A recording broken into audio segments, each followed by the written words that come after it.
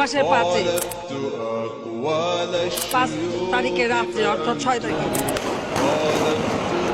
কোনো গোলাগুলি বা সেরকম কোনো ঘটনাই ঘটেনি। গায়ে লাল রং লাগিয়ে পড়ে আছে, যখন পুলিশ যে ডাক দিয়েছে উঠে দৌড় মারছে,